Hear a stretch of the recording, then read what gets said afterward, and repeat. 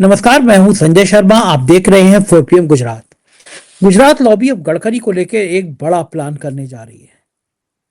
लोग कह रहे हैं कि जैन जी के आंदोलन के पीछे क्या गडकरी का हाथ था, ऐसी चर्चाएं करने लगे हैं। तो मामला आर या पार होने जा रहा है। दैनिक भास्कर के राजनीतिक संपादक केपी मलिक से मैंने तमाम मुद्दों पर बातचीत की है। रोचक बातचीत है, जरूर सुनिएगा। 4 PM न्यूज नेटवर्क में बहुत बहुत स्वागत है आपका। हार्दिक अभिनंदन केपी मलिक साहब। मायावती का बयान क्या है? आप नीली शर्ट पहन के आए हैं आज, शुक्रिया। बहुत बहुत धन्यवाद संजय जी। मायावती जी का बयान ही नहीं आया। उन्होंने जो उनके ससुर इतने दिन में खुशामद वगैरह करके और दामाद को आगे बढ़ाने के लिए आए थे, उनको फिर मायावती जी ने दोबारा निकाल दिया है। जो ड्रामे उनके 2024 लोकसभा चुनाव में चल रहे थे, तो विधानसभा चुनाव से पहले फिर शुरू हो गए मैडम के। वो पता है कि मायावती जी क्या करेंगी। लेकिन मैं ये पूछ रहा हूँ कि ये आप जो है जैकेट इतनी मोटी पहन के बैठ गए हैं, क्या हिमालय पे यहाँ चले गए कि जहाँ मोदी जी अपनी साधना वगैरह करते हैं? ओहो, आप सर तो वहाँ शायद तो ऑस्ट्रेलिया वहाँ तो गए। मैं सर वहाँ तो केदारनाथ की गुफा में मैं इसलिए नहीं जा पाया कि 24 कैमरामैन नहीं मिल पा रहे मेरे को कि मैं वहाँ पे जाके साधना करूँ। 24 कैमरामैन मेरे आगे पीछे घूमे। लेकिन फिलहाल मैं सिडनी में हूँ। सिडनी में बहुत ठंडी ठंडी हवा चल रही है। तो जो आज ओहो, इस गर्मी के मौसम में मैं सिडनी में ये जैकेट पहन के बैठा हूँ। अभी बाहर घूम के आया, मजा आ गया। क्या साफ सुथरा शहर है। कल तो मैं वहां कितने कैमरामैन ले गए आप? सर सिडनी में कितने ले? पर मैं और मेरा कैमरा खुद ही है सर। जस्ट संजय जो अरे तो चैनल हमें है भी ले मेरा। लेते, हम आपके कैमरामैन बन के चले जाते हैं तो अच्छा रहता हमारे लिए इस ये बहाने। बात सही है, ये बात सही है। मैं ढूंढूंगा सर, जी। प्रधानमंत्री आए थे तो उनके संग कौन कौन थे, उनमें से किसी को पकड़ूंगा।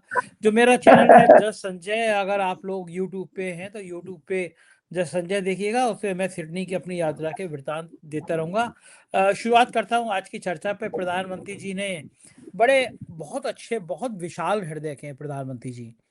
उनको लगा कि बच्चों को माफ कर देना चाहिए। लेकिन क्योंकि वो माफी जो है ना उनके खून में शामिल है। उन्होंने अपने उस विधूड़ी सांसद को, उस निर्लज्ज, उस दुष्ट नालायक सांसद को माफ कर दिया जिसने संसद के अंदर गालियां दी थी। एक समुदाय को उसने बहुत आपत्तिजनक बात की थी, उसको माफ कर दिया। उनने अपनी उस सांसद को माफ कर दिया जिसने गांधी जी को हत्यारा तक कह दिया था।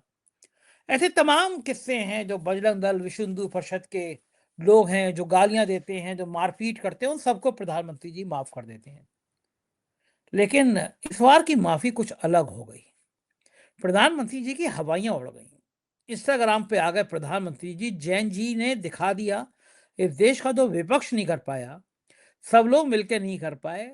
मैं गालियों का पक्षधर नहीं हूं, लेकिन ये नई पीढ़ी जो है ना, ये बिना गालियों के बात भी नहीं करती है। ये बात भी स्वीकार करनी पड़ेगी। जैसे समय रैना के शो पे एक विवाद हुआ था जब पहली बार, तो एनडीटीवी के कार्यक्रम में मुझे बुलाया गया। सब समय रैना पे पिल गए थे कि बहुत निर्लज्ज है और इलाहाबादी ने माता पिता के लिए कहा, वो कहा। क्योंकि ऐसे मौके पे समाज की नैतिकता की सब बातें हमारे सिर पे चढ़ के बोलने लगती हैं। मैंने तब एक सवाल पूछा था कि समय रैना का शो देखने गया कौन था? हमारे और आपके बच्चे जो 2000 रुपये का टिकट लेके गए थे, ये जैन जी गए थे ना। हम अपने बच्चों को तो रोक नहीं पा रहे हैं, क्योंकि उन्हें समय रैना की बातें बड़ी पसंद आती है और हम ज्ञान की नैतिकता की बात कर रहे हैं। तो प्रधानमंत्री जी को जैन जी की गाली तो दिखाई दी, लेकिन जैन जी का वो गुस्सा दिखाई नहीं दिया कि उन जैसे सैकड़ों बच्चे सुसाइड कर चुके नौकरियों के लिए। जैन जी का वो गुस्सा दिखाई नहीं दिया कि जो कतार में खड़ा पाता है, नौकरियां नहीं है, पेपर लीक हो जा रहे हैं। और बड़े मन से कहा कि हमने इनको माफ कर दिया। बड़े विनम्रता से कहना चाहता हूँ कि प्रधानमंत्री जी, अगर आप माफ नहीं करते, जिस तरह एक 15 साल की बच्ची का वीडियो बनवा के वायरल किया जा रहा है उसके माफीनामे को, अगर आप ऐसी गुंडागर्दी करते प्रधानमंत्री जी, यकीन मानिए 1 हफ्ते के अंदर आपका तख्ता पलट हो जाता। आपको ये नौजवान सिंहासन से हिला देते। ये रिपोर्ट भी है, ये इंटेलिजेंस की रिपोर्ट भी है। डोवाल साहब ने बता भी दिया कि अमित शाह को लेकर कितना गुस्सा है। यही कारण था कि अमित शाह गायब नजर आ रहे हैं, पार्लियामेंट में नहीं जा रहे हैं। प्रधानमंत्री मोदी के इस उदार हृदय पे आपका क्या मानना है मलिक साहब? संजय जी देखिए, सबकी नजर जो है वो कल सुबह 11 बजे पे है। पार्लियामेंट शुरू होगी। प्रधानमंत्री जी एक दिन पार्लियामेंट गए थे 20 तारीख को, तब से वो नदारद है लोकसभा से। उसके बाद हमें बहुत आश्चर्य नहीं है प्रधानमंत्री जी के सदन में आने पे हमें आश्चर्य है कि उनके तथाकथित चाणक्य हैं, जिनको कहते थे बहुत बड़े रणनीतिकार हैं, वो भी गायब हो गए। तो ये जताता है कि कितने डरे हुए हैं दोनों पिलर। और अगर ये दोनों डरे हुए हैं तो तीसरा नंबर तो फिर वहां पे विद्वान सांसदों का आता है, विद्वान बोलने वालों का आता है, और उनकी सूची आपको पता ही है। आज भारतीय जनता पार्टी ऐसी लग रही है कि भारतीय जनता पार्टी में कोई कद्दावर, कोई दबंग, कोई पार्लियामेंट को बांधने वाला नेता दिखाई नहीं दे रहा है। इतनी बड़ी भारतीय जनता पार्टी में एक अच्छे वक्ता का टोटा पड़ा हुआ है, अकाल पड़ा हुआ है। क्या आप एक नजर में कह सकते हैं कि भारतीय जनता पार्टी के लिए अगर एक मंत्री, एक विधायक, एक एमपी कोई ऐसा खड़ा हो जाए जिस पर लोग चुपचाप होकर सुने, अरे भाई कुछ कहने। वाजपेयी जी पक्ष में रहे हो, विपक्ष में रहे हो, जब वो सदन में खड़े होते थे तो लोग शांत हो जाते थे। किसी सांसद की हिम्मत नहीं होती थी कि वो बोलने, उनको डिस्टर्ब करे और बोलने ना दे। ऐसा मैंने नहीं देखा। और उसके अलावा बाद में भी हमने बहुत सारे ऐसे सांसदों को, बहुत सारे ऐसे नेताओं को, भारतीय जनता पार्टी के लोगों को देखा है कि अगर वो बोलने खड़े हुए हैं तो उनकी हुटिंग नहीं होती। आज भारतीय जनता पार्टी में एक नेता ऐसा बता सकते हैं आप कि जो खड़ा हो बोलने के लिए, और चाहे वो कांग्रेस के सांसद हो, चाहे दूसरे विपक्षी सांसद हो, और चाहे वो निर्दलीय सांसद हो, पप्पू यादव जैसे, चंद्रशेखर जैसे, हनुमान जैसे, वो क्या इनको बोलने देंगे? संजय जी, ये स्थिति आ गई है कि एक निर्दलीय सांसद विरोध करता है पार्लियामेंट के प्रांगण में, उसका अपना तरीका है विरोध प्रदर्शन करने का, और यहाँ लोगों की जो है वो भावनाएं आहत हो जाती हैं। उसका भगवा कपड़ा पहन लेने से, उसका नाटक मंचन करने से तमाम सनातनों की जो है आस्था जो है वो धूमिल हो गई। और इनकी आस्था वहां धूमिल नहीं हो जो वहां डकैती चल रही थी राम मंदिर में। जब यहाँ पे लाठियां मार रही थी, उन लड़कियों को लाठी मार रहे थे, लाठी घुसेड़ रहे थे, कील की लाठियां मार रहे थे, उनके सिर में लठ मार रहे थे, तब इनकी भावनाएं आहत नहीं हुई। आज इनकी भावनाएं आहत हो गई हैं। वो तो इनसे पहले रील बना बना के डाल रहे हैं बच्चे जो विद्यार्थी हैं। पहले नीट पे बड़ी सारी चर्चाएं हो रही हैं। प्रधानमंत्री जी ने उनकी देखा देखी नीट पर फिल्में बना के डालना शुरू कर दिया है इंस्टाग्राम पे। प्रधानमंत्री को लग रहा मैं भी फ्रेंड की लिस्ट में शामिल हो गया, अब वो भी नन्हे मुन्ने बच्चे बन गए हैं, वो भी उनकी तरह बातें कर रहे हैं, उनकी तरह रील बना रहे हैं।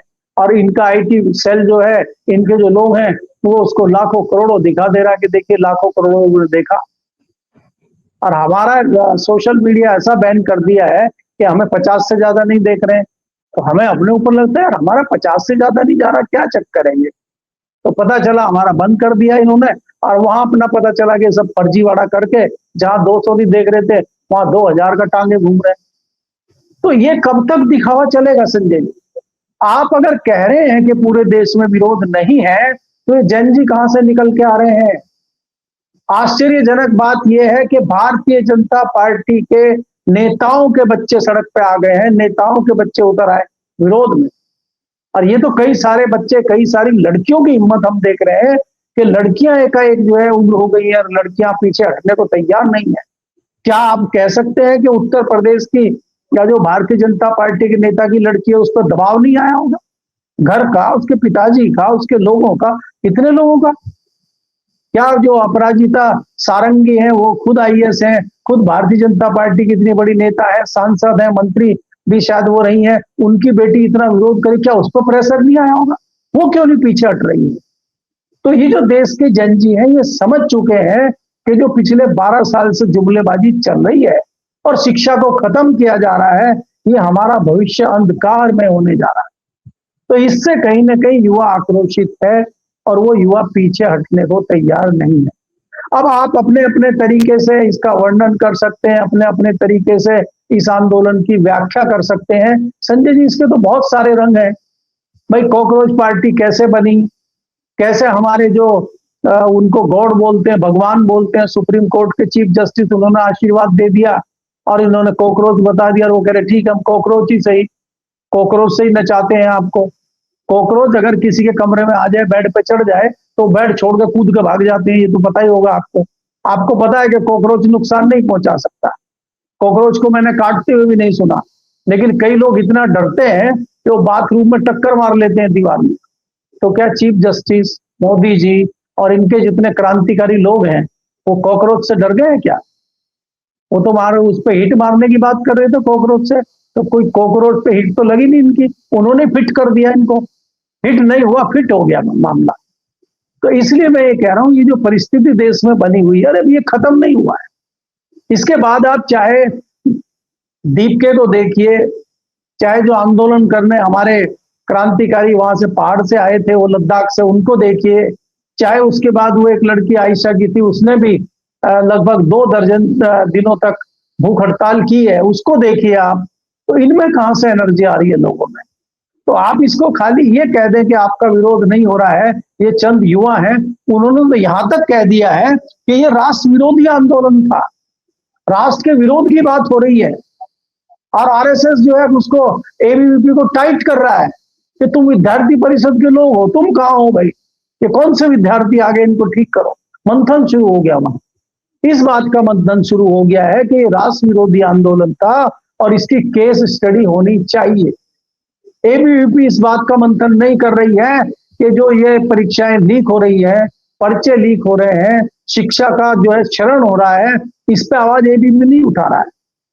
आज देखिए, जो निर्दलीय सांसद पप्पू यादव है अपने घर पे प्रेस कॉन्फ्रेंस कर रहे थे, उसमें भारतीय जनता पार्टी के कार्यकर्ता चक्कू लेकर पहुंच गए बुलंदशहर से, और एक तो पकड़ा गया, अब बाद में धुलाई उसकी ऐसी हुई है कि याद करेगा वो। तो ये परिस्थितियां हो गई हैं इनकी कि ये छद्म युद्ध कर रहे हैं, अभी छद्म युद्ध चल रहा है भारतीय जनता पार्टी का, क्योंकि सामने तो कुछ कर नहीं सकते। एक निर्दलीय सांसद से डर के बताइए, उसकी तो पार्टी भी नहीं है, उसके पीछे पड़ गए हैं। तो आप डरे हुए, तभी तो आप पीछे पड़ रहे हैं।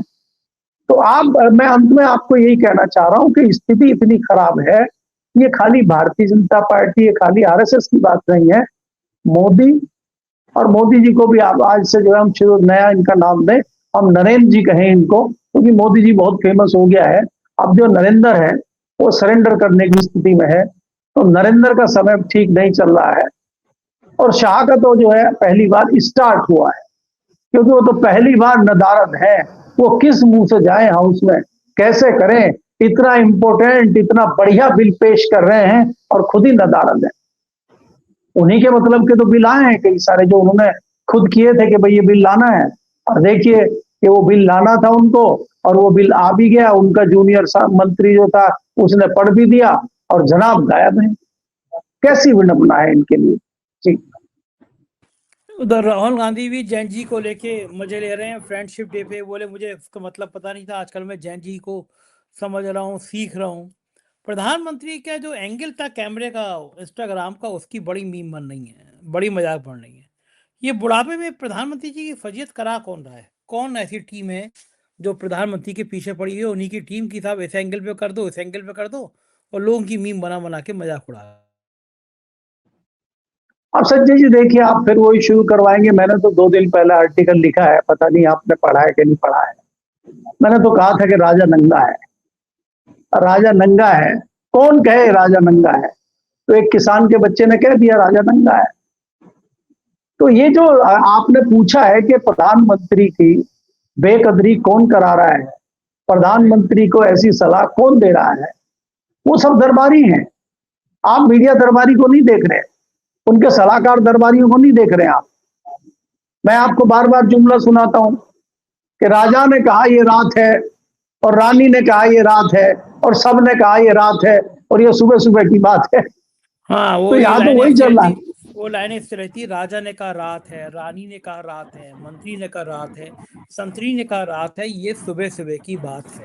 आदम गोडवी साहब की बात सही है कि राजा ने जो कह दिया, सब दरबारी सब जय जयकार आ रहे साहब। आप इंस्टाग्राम पे आके आपने तो गजब कर दिया महाराज, विश्व गुरु जी। लेकिन विश्व गुरु जी को समझ में नहीं आ रहा, कोई बताने वाला ही नहीं है कि भाई बड़ी फजीयत हो रही है, देश में माहौल बदल गया है।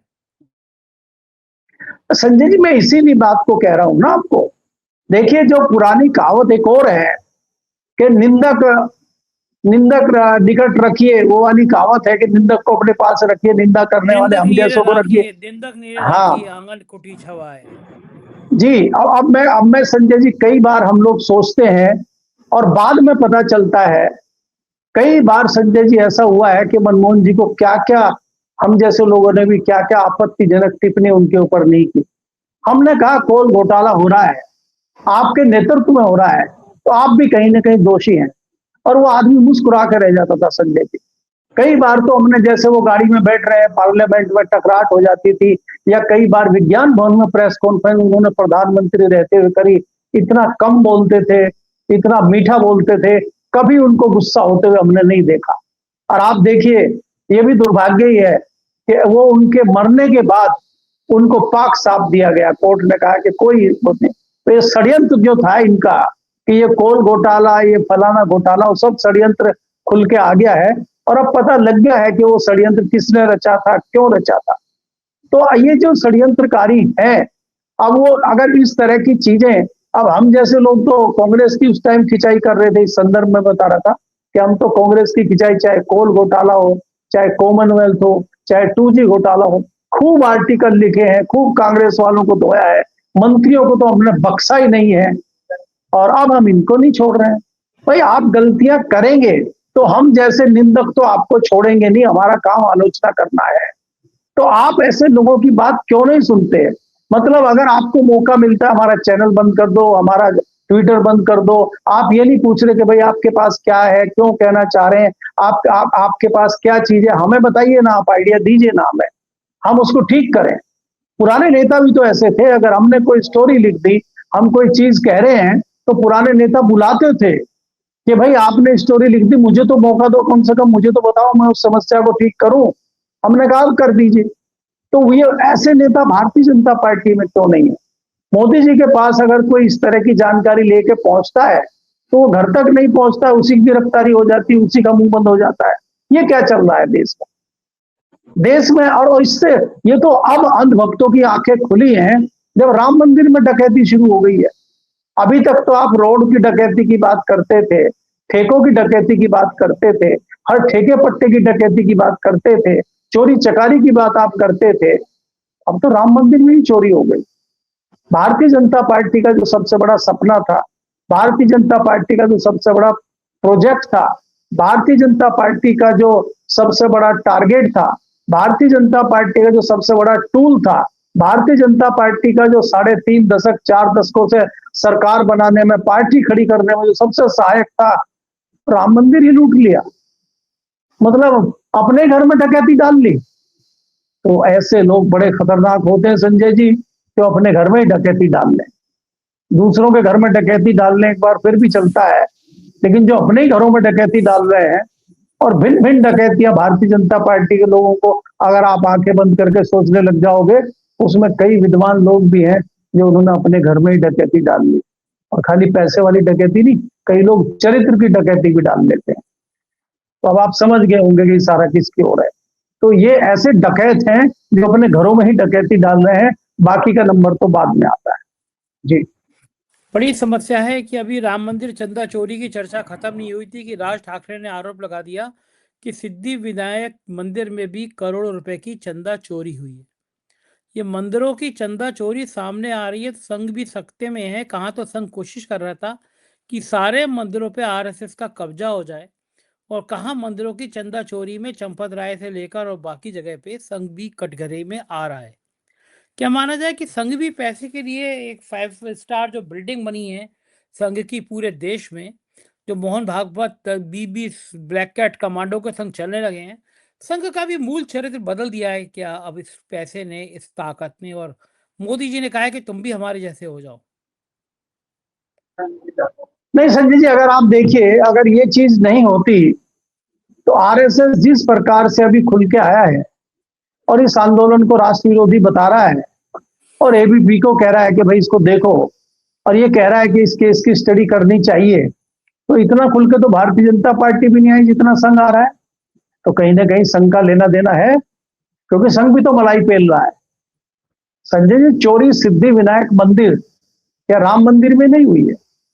मैं तो आर्टिकल लिखा है 2 महीने पहले, केदारनाथ बद्रीनाथ धाम में डकैती चल रही है, वैष्णो देवी में डकैती चल रही है, वैष्णो देवी में कई टन चांदी जो इकट्ठी हो रखी थी, जब उस चांदी का संज्ञान लिया गया तो पता चला वो असली चांदी की जगह नकली चांदी रख दी गई है। टनों, कोई क्विंटल की बात नहीं, टनों। अब मैं एग्जैक्ट तो नहीं बता सकता कि कितने टन की बात थी। वहां चांदी जब पकड़ी गई और देखा गया, वो सब चांदी नकली निकली। तो यहां तक चल रहा है मामला। अब ये है कि जहां जहां आप देखते जाएंगे वहीं वहीं दीमक मिलती जाएगी आपको। कहां कहां संज्ञान लेंगे आप? कौन कौन सी रोड धस रही है, कौन कौन से पुल टूट रहे हैं, कौन कौन सी बिल्डिंगें गिर रही है। अब आप कहां कहां देखेंगे? आप मंदिरों को देखेंगे, आप शिक्षा को देखेंगे, आप मंत्रालय को देखेंगे, आप रोड को देखेंगे, आप ट्रेन को देखेंगे, आप पेट्रोल को देखेंगे, आप किस किस को देखेंगे? अभी तो जो योजनाएं चल रही हैं केंद्र सरकार की, उनमें कितने बड़े बड़े घोटाले हैं, वो तो सामने आ ही नहीं रहे हैं अभी। वो तो सब छुपे हुए हैं, धीरे धीरे आ रहे हैं। आप ये देखिए, ये जितनी जानकारियां निकल के सरकार की राहुल गांधी तक पहुंच रही हैं, ये कहां से आ रही है संजय जी? तो कुछ जो अंधभक्त थे, उनका मोह जो है, उनका मोह अब हट गया है, उनका मोह चला गया, उनका मोह छूट गया है। इसलिए वो धीरे धीरे अब जो है जानकारी लीक करने लगे, तो उनकी संख्या में धीरे धीरे बढ़ोतरी हो रही है। सरकार के बहुत सारे मेरे जैसे व्यक्ति को, मेरे जैसे अधने से व्यक्ति को संजय जी कई फोन आते हैं, जो मंत्रालय में अधिकारी हैं, कई सारे दूसरे बड़े सरकारी संस्थानों में अधिकारी हैं, वो बताते हैं चीजें, डरते हैं, फोन पे नहीं बताते, बुलाते हैं या कहते हैं आप जरा उस पर फेस टाइम पे बात करिए या इंस्टाग्राम पे करिए, या दूसरा जो है उस पर क्या है, कई सारी ऐप है, उस पर बात करिए आप। तो हम बताते हैं, तो कहाँ से आ रही है चीजें और क्या क्या दिखेंगे, और हम लिख के छपवाएं कहाँ? तो बहुत सारी चीजें हैं जो आनी बाकी हैं और समय समय पे आपके सामने आएंगी। अब आप ये देखें, जिस तरह से डील अमेरिका के साथ चल रही है, किसान बहुत आते हैं, किसान डरे हुए हैं कि कहीं ऐसा किसान, मेरे पास 4 किसानों के फोन संजय जी आए, उन्होंने ये कहा कि अब हमें खतरा ये हो गया है कि कहीं जो अमेरिका के साथ डील होने वाली थी, कहीं ये चुपचाप डील ना कर ले। हम क्या फाड़ लेंगे इनका, अगर कोई अमेरिका से लोग आए और चुपचाप इन्होंने डील साइन कर ली तो क्या होगा? इस तरह की आशंकाएं भी जाहिर की जा रही हैं, क्योंकि अगर आप किसानों के मामले में देखेंगे, हर चीज किसानों को नकली मिल रही है। उनको खाद नकली मिल रही है, उनको बीज नकली मिल रहा है, उनको पेस्टिसाइड नकली मिल रहा है, उनको बिजली की सब्सिडी दी जा रही है और कागजों में हेराफेरी हो जा रही है। हमने कहा आप इनको क्यों सब्सिडी दे रहे हैं? प्रधानमंत्री मोदी जी ने घोषणा की है, अभी अश्विनी वैष्णव बता रहे थे मीडिया को बड़े चौड़े होकर, अरे भाई किसानों का उद्धार हो जाएगा, 6,000 रुपया की जो प्रधानमंत्री सम्मान निधि मिलती है वो 2031 तक बढ़ा दी गई। इन किसानों को भीख नहीं चाहिए प्रधानमंत्री की, इनको एमएसपी चाहिए, इनको इनकी फसल के वाजिब दाम चाहिए, ये भीख नहीं चाहिए इनको। और मैं तो संजय जी ये कहता हूं, मैं खुद किसान परिवार से आता हूं, खुद किसान का बेटा हूं, मैं किसान तो नहीं हूं, लेकिन मैं जितनी चीजों को जानता हूं, मैं ये कहता हूं इन पर किसानों पर टैक्स ठोको, जैसे आप सैलरी वालों पर लगाते हैं। ये देंगे किसान टैक्स? अरे किसान को पहले टैक्स के लायक तो बनाओ। आप लो ना उससे, क्यों एहसान, क्यों आप उसके ऊपर इनकम टैक्स माफ करके उस पर एहसान टेक रहे हो? उसमें उसमें जो टैक्स देने लायक किसान है भारत में, मुश्किल 6 से 10% होंगे। 90% छोटी जोत के किसान हैं, वो साल भर में 2 लाख रुपए कमाते नहीं है, कहां से टैक्स देंगे? वो आपको पता है कि वो टैक्स दे ही नहीं पाएंगे। तो ये आसान करने के लिए आप, और बड़े लोगों को फायदा देने के लिए, जो बड़े काश्तकार बन गए हैं, अब वो भाई अमिताभ बच्चन भी किसान बने घूम रहे हैं, दूसरे लोग भी किसान बने घूम रहे हैं, और वो एग्रीकल्चर लैंड के नाम पे वो टैक्स फ्री है उधर। तो आप लगाइए, हम तो कहते हैं, हम तो मांग करते हैं कि आप किसानों पे इनकम टैक्स लगाइए और उनसे टैक्स वसूलिए, लेकिन उनकी फसलों के वाजिब दाम दे दीजिए, एमएसपी लागू कर दीजिए, और तमाम सारी सब्सिडी और ये जो आप भीख दे रहे हो 6,000 की, साल में 6,000, बताइए एक साल में 6,000, और एहसान जता रहे हो किसान को भीख देके, इसको तत्काल बंद किया जाना चाहिए। ठीक कह रहे हैं, बिल्कुल ठीक कह रहे हैं। उधर विश्व गुरु के कुछ समर्थक लोग हैं, वो बात खोड़ा रहे हैं कि जैन जी के आंदोलन के पीछे गडकरी और उनके बेटे फंडिंग कर रहे थे। गडकरी को निपटाने के लिए ये बात बड़ी तेजी से की जा रही है। तो गडकरी क्या शांत बैठेंगे, या गडकरी अब जो जीवन का सबसे महत्वपूर्ण दांव है वो चलने की तैयारी में है, और गडकरी जी ने सोच लिया है कि करो या मरो, कुछ खेल बीजेपी में कर सकते हैं गडकरी? संजय, देखिए, मुझे जैसा लगता है कि गडकरी ये जरूर अंदर कुछ कर रहे होंगे, लेकिन गडकरी जी को यहाँ पे ऐसी कोई चीज हमें दिखाई नहीं देती। इन्हीं के लोग हैं जो इस मुद्दे को डाइवर्ट करना चाहते हैं। देखिए, अगर ये चीज होती है तो तत्काल ये मुद्दे बदल जाएंगे, तत्काल सारी चीजें बदल जाएंगी। और जो अभी डिमांड चल रही है कि अमित शाह इस्तीफा दें, कई लोगों ने कहना शुरू कर दिया मोदी इस्तीफा दें, तो वो चीज डाइवर्ट हो जाएगी कि गडकरी इस्तीफा दे पे मामला डाइवर्ट हो जाएगा। तो ये इन्हीं के लोगों के द्वारा चलाई हुई खबर है। एक गोदी मीडिया के पत्रकार हैं, उन्होंने ये ट्वीट किया था, मेरे ख्याल से परसों 4 बजे उन्होंने ये ट्वीट किया था, और सब समझ गए कि ये जानबूझकर ट्वीट किया गया है, क्योंकि ये इतने बड़े पत्रकार हैं, सब जानते हैं उनको। तो इसलिए उस पर बहुत सारे लोगों ने संज्ञान नहीं लिया। कुछ लोगों ने जल्दबाजी में उस पर संज्ञान लेने की कोशिश की है, लेकिन वो मामला इतना चला नहीं है, और मुझे इस तरह का विश्वास नहीं है। और ये भारतीय जनता पार्टी हो, या गोदी मीडिया हो, या इनका आईटी सेल हो, या गुजरात गैंग हो, ये इनकी पुरानी रणनीति है कि मामले को डाइवर्ट करने के लिए इस तरह की सुर्खियां छोड़ दी जाए। तो मुझे नहीं लगता कि इस मामले में कोई बहुत बड़ी सच्चाई है। लेकिन इसमें भी कोई दो राय नहीं है कि गडकरी चाहते हैं ये कल निपटते आज निपटे। ये इच्छा जरूर है उनकी, लेकिन वो इस तरह का कोई कृत्य नहीं करेंगे कि जिसमें वो फंस जाए। जी, बहुत बहुत शुक्रिया मलिक साहब, आपने इतनी बातचीत की, थैंक यू। ये तो केपी मलिक जी, पूरी बातचीत आपने सुनी। ये बात ठीक है, बिल्कुल 100% ठीक है कि जिस तरह से जैन जी को भड़काया गया, पेपर लीक कराए गए, नौकरियों में बेईमानी की, उससे देश के नौजवानों में गुस्सा आना स्वाभाविक है।